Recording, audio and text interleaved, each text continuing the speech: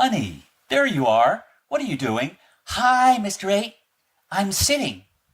Sitting? That's all?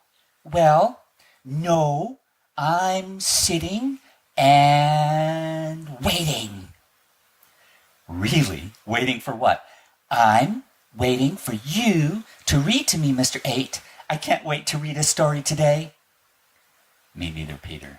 Today, let's read The Tale of Peter Rabbit. Once upon a time, there were 4 little rabbits, and their names were Flopsy, Mopsy, Cottontail, and Peter. They lived with their mother in a sandbank underneath the root of a very big fir tree. "Now, my dears," said old Mrs. Rabbit one morning, "you may go into the fields or down the lane, but don't go into Mr. McGregor's garden. Your father had an accident there. He was put in a pie by Mrs. McGregor.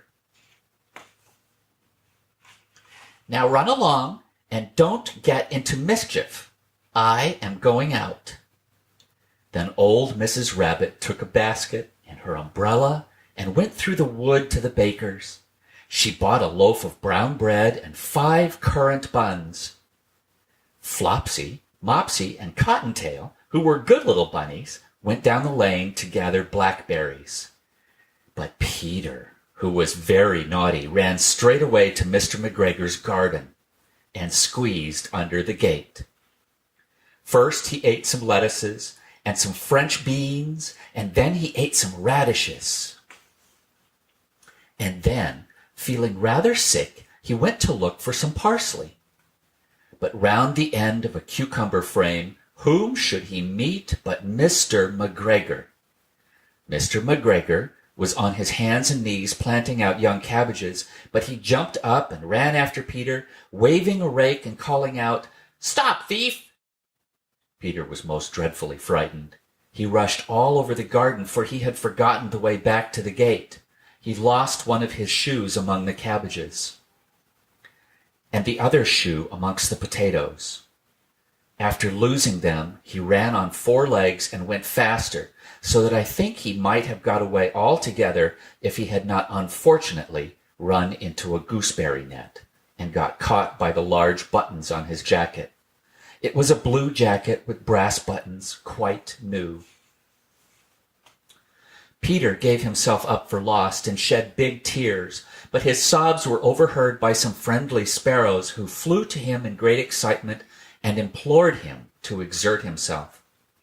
Mr. McGregor came up with a sieve which he intended to pop upon the top of Peter, but Peter wriggled out just in time, leaving his jacket behind him, and rushed into the tool shed and jumped into a can.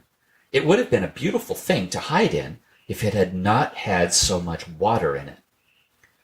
Mr. McGregor was quite sure that Peter was somewhere in the tool shed, perhaps hidden underneath a flower pot. He began to turn them over carefully, looking under each. Presently Peter sneezed. "Achoo!"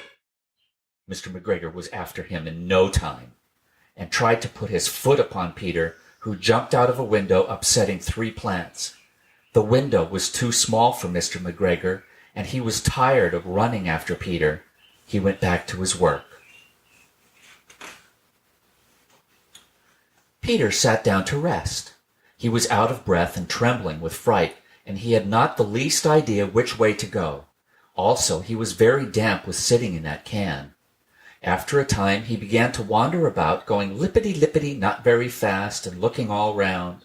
He found a door in a wall, but it was locked, and there was no room for a fat little rabbit to squeeze underneath. An old mouse was running in and out over the stone doorstep, carrying peas and beans to her family in the wood.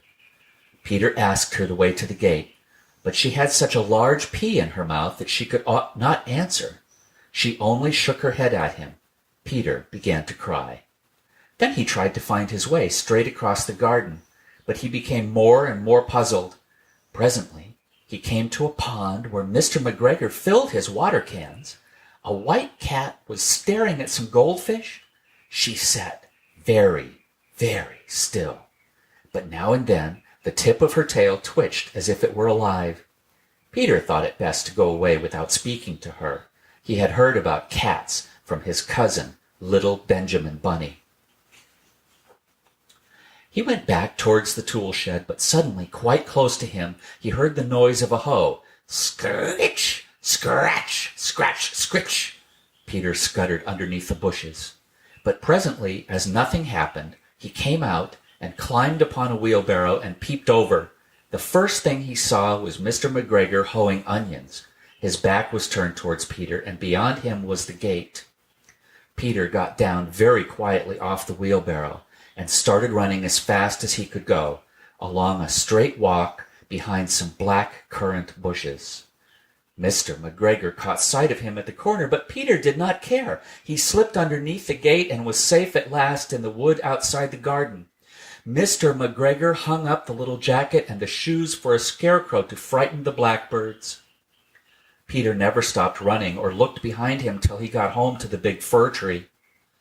He was so tired that he flopped down upon the nice soft sand on the floor of the rabbit hole and shut his eyes. His mother was busy cooking. She wondered what he had done with his clothes. It was the second little jacket and pair of shoes that Peter had lost in a fortnight. I am sorry to say that Peter was not very well during the evening. His mother put him to bed and made some chamomile tea, and she gave a dose of it to Peter. 1 tablespoonful to be taken at bedtime. But Flopsy, Mopsy, and Cottontail had bread and milk and blackberries for supper. The end.